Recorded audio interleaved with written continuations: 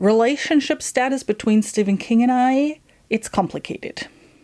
Hey everyone, Fina here from Fina Reads. Welcome and welcome back to my channel. Apologies for the short gap and the lack of videos lately. Life just sucked recently and I didn't feel like talking and being all excited about books. Plus my January reading month has been kind of funky, but that's what we're here to talk about. And also to just stay calm because I'm drinking my chamomile tea every now and then. I just made this for another video that is coming out a little bit later, so don't forget to hit the subscribe button if you want to see what that chamomile tea has to do with my book videos. Let's just jump right on in.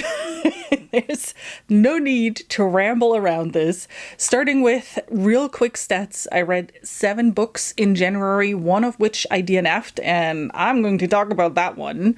I read a total of 2,677 pages, which is just a little bit below where I want to be on average for this year, but that's okay. I will have better reading months than this one, and I know that there's a readathon coming up towards April, so that is a good option then for me to get some more pages in and buffer up my yearly page goal a bit more. I've read 3 fantasy, 1 thriller, 1 horror, 1 sci-fi, 1 romance. Boy, all over the genre mix and whatnot. All right, let's get started. This time I'm going in the order that I read it, just because that's what my spreadsheet has right now. Starting with Rachel Harrison's So Thirsty. That was my first read of the year and it was a disappointment. That was definitely a meh read. Usually I love Rachel Harrison. I've read 2 other of her books that I gave a raving rating because it was very enjoyable, very relatable characters, just great writing. This one, while it is still great writing, was just not there for me. I don't know.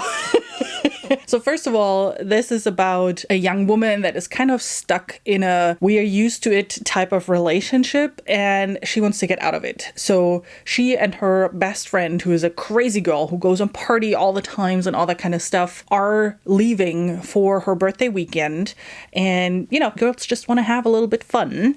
And they end up in a vampire den and turn vampires. That's not a spoiler. It happens pretty early on, and I think the cover and the title are pretty obvious as to, you know, what type of paranormal thing is happening in this book. My problem with it was I didn't like those 2 characters, neither the MC nor the friend. I actually despised the friend. It was a crappy friend. She brought her into a situation with a little bit of just human decency towards her friends could have completely avoided, and then she was just a dick about it the entire time. And I couldn't stand either one of them. The main character too, how she justified certain things to herself. It was just, it didn't make sense. So I didn't like it. I read the whole thing though, just because I was waiting for something to change, because usually there's like a big moral type of thing in her stories at the end of the day, and I kind of didn't get it. So this was unfortunately a bust. Doesn't mean I will never read Rachel Harrison again. I definitely want to check out the rest of her backlog and see what else she has in stock. Just means that one of her many books didn't work for me. The next book that I read was a highly anticipated read, and it was also a buddy read with a colleague of mine, and that is Mistborn by Brandon Sanderson. And I have to be really careful how I'm holding it because this thing is floppy as hell. Just in case there are still people out there who haven't read Mistborn and actually don't really know what this is about. This is about Vin, who is kind of like a street urchin type thing. I'm forgetting what the name for this kind of class is, but she's poor. She keeps herself afloat because she is aligning herself with a thief group, that kind of stuff. And one day she realizes there's more to her than she thought. She always thought she has kind of a little bit of ability to influence people in their decisions, but it is a lot more. And she realizes that when she meets Kelsier, who is the other main character in this book, who already knows all about the abilities that she has. And then there is like a mentor type relationship starting in this book where she learns from him and all that kind of stuff. I'm whelmed. It was okay, I guess. I did not like Vin. She's whiny. She's a brat. There were so many things that just bugged me about her and the decision she made, and a lot of things I was like, well, that kind of doesn't fit the character that you're trying to tell me she is. And then the other part, saying that exactly the way I said it just now, there's a lot of telling in this book, not a lot of showing, especially at the beginning. It gets better towards the end, but especially the beginning, there's a lot of just, those poor slaves, like the lower class, they don't have a free will anymore. They kind of all resign themselves to their fate. And of course, there are those evil lords who are taking the young girls and raping them. And it's a lot of telling. And especially it's a lot of telling that is trying to push my thoughts into a certain directions of, I'm supposed to think like this is how the world is, and these are the bad people, these are the good people. And I don't like stuff like that. Why don't you show me why I should believe that this person is bad or good or whatever? Anyway, so that was a problem that I had with the book. And then the other problem that I had, that could be just how I experienced it. I'm not saying it's a bad book or anything, but I think this is really more a beginner fantasy series. It's perfect for someone who wants to dip their toe into fantasy because it introduces a lot of good things and it has a very impactful story, and a lot of really cool stuff is happening with the magic system, although I still find it kind of gross. But as someone who has read a lot of fantasy in her life, it feels kind of, been there, done that. So it's nothing overly exciting in here where I'm like, oh my God, I've never seen anything like it, or this is the best thing since sliced bread. Having said that, on the flip side, that's why I'm not overwhelmed, but I'm also not underwhelmed, because there are some hints on some bigger picture stuff that I find very interesting. So I'm really curious to see how book 2 and 3 will open up the world and go into more detail for these types of aspects. I mean, the titles of the book relate to some of the things that are mentioned here but not explored any further. So I'm really hoping it gets better. Also, I know it's not the case, but I hope Vin gets better. Boy, this girl really rubbed me the wrong way. Next up, a book I was super excited about reading, that is When You Disappeared by John Marrs. This is the first book in the year-long John Marrs read-along that Ian, Stacy, and I are hosting. Check out their channels down below. I put all the links in the description. In every month, we want to read one book by John Marrs. And if you didn't know, John Marrs wrote thrillers and sci-fi books. And the sci-fi books are loosely connected. You don't have to read them in order, but there's some Easter egg type of things, from what I understand, in those books if you read them in order. So we are doing the sci-fi books every other month, starting in February with the one. But he also wrote thrillers. They are not connected. They are all standalones. We are reading them in publication order nevertheless. And we started with When You Disappeared in January. I wasn't quite sure if I wanted to join the thriller ones, but I decided to just pick this up and see if I like his thrillers as well. And I did. I love this book. It was so much fun. It is a weird writing style where there's just a lot of storytelling. And a lot of like, this is what happened, this is what happened, this is what happened, which sounds boring. But what John Marrs did is he jumped between timelines and characters to add kind of this, oh, what is happening now? Like, what did he do now? type of feeling to it. The situation is family, kids. The husband goes out for a morning run, but then somehow never comes back. Till the wife realizes, hey, he actually never went out for a run because his running shoes are still sitting there. And then a big search for him starts. Police, everybody is involved, friends are involved, everything, but they don't find him. So at one point they say, well, either he disappeared and didn't want to be found, or he is somewhere dead in a ditch. You just have to learn how to deal with it. And that's what the book shows you. Her dealing with it over a period of 25 years. In addition to that, you're also getting the husband's view, because he is not actually dead. We know that pretty early on, and you're following him over the 25 years as well. The interesting part is it's told from their perspective from today. She is now 25 years later, right? She's living in her house, has grandchildren by this time, and she has a knock at the door and realizes, this is my dead husband standing in front of me here. And, he comes in, she's completely in shock.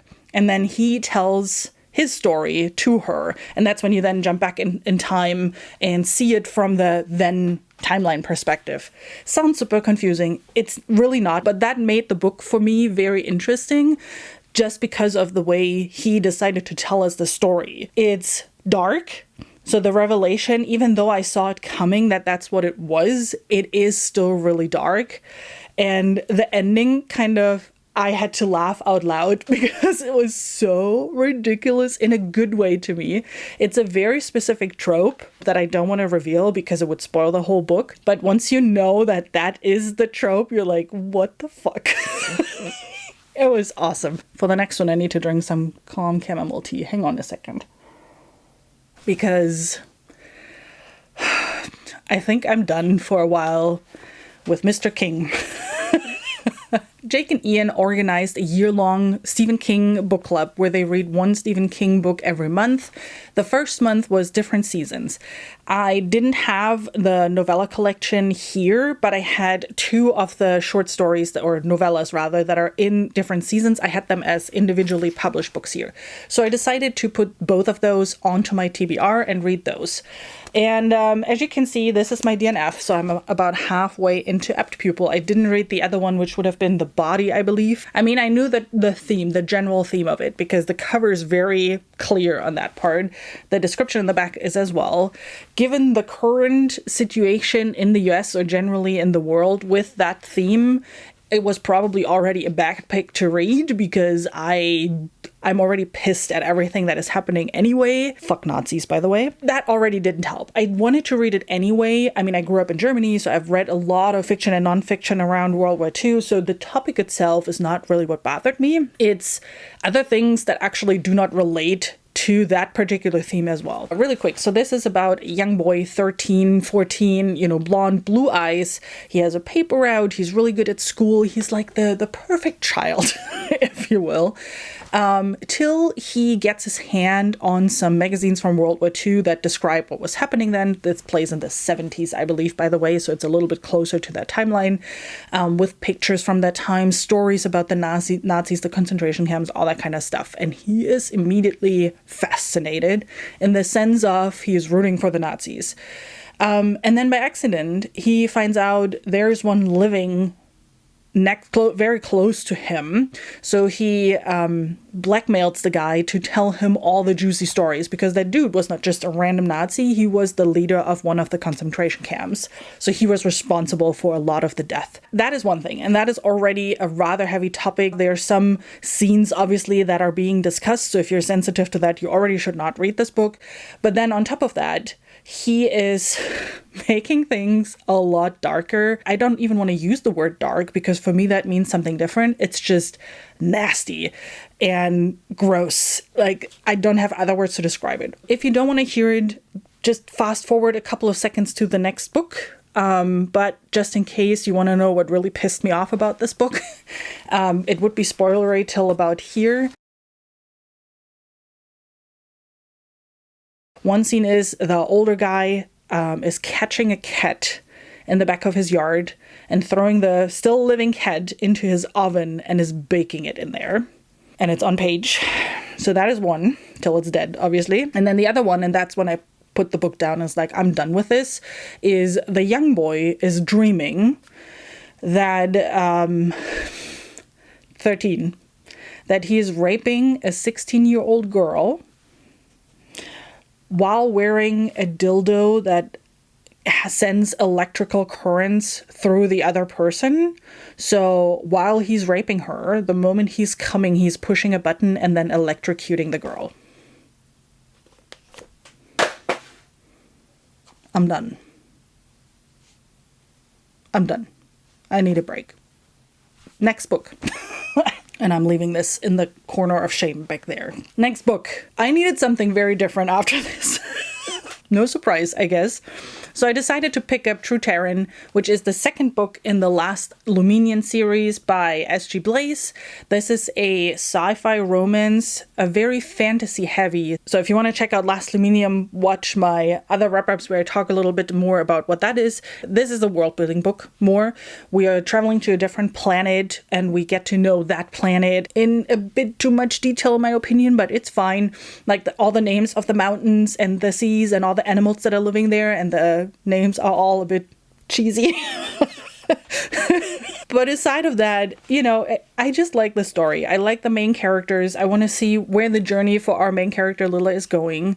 So I will continue reading this, probably on audiobook because it's easy enough to follow that I can listen to it on audio. I don't need to physically read it, but it is a lot of fun. I really like this a lot. And then while I was in a romantasy or rose sci-fi kind of mood, my library hold for Onyx Storm came through on the day of the release, which I was very excited about. So I immediately jumped into Onyx Storm, and boy, oh boy, I loved it. It probably my favorite read of January. I cried, I loved, I hoped, I pined, all of it. It is so much fun. The only thing I skipped are the spicy adult scenes because somehow in my head it doesn't work. It is younger characters. There are some younger conversations where I as a 40-year-old sit there and I'm like, seriously, okay, let's move on. So that combined with very descriptive scenes just didn't work for me. So I jumped over those. I didn't care about that. But outside of that, I loved it. First of all, the characters are all so much fun and there's so many characters in this story that all have some really cool, first of all, abilities, but then also very cool character traits. It's just a great friend group. And then the dragons. Boy, are they amazing. They're just snarky, funny, grumpy. Like so much stuff is happening and I ate this whole book up. And then the last book of the month was a romance, The Do-Over by Lynn Painter. This is a YA romance and with very much Groundhog vibes. So I've read it a little bit too early, but kind of fitting for this season. It's about a teenager who has a boyfriend. It's Valentine's Day and she wants to have the perfect Valentine's Day with her boyfriend. Things don't go as planned. So she's reliving the day over and over again and very much in Groundhog manner. First she thinks like, oh, she can fix the issues that happen on Valentine's Day, and when she fixes it then everything is fine, to then realize, oh, it was something entirely different that I was supposed to do. Cutesy, great characters, great narrator. I loved the audiobook for that as well, and I had a lot of fun reading this. And with that, what was your favorite book for the month of January? Let me know down in the comments so we can talk about them. I always have fun reading your comments and talking with you down there. I hope I'll see you soon with my next video. Till then, have an amazing rest of your day. Bye.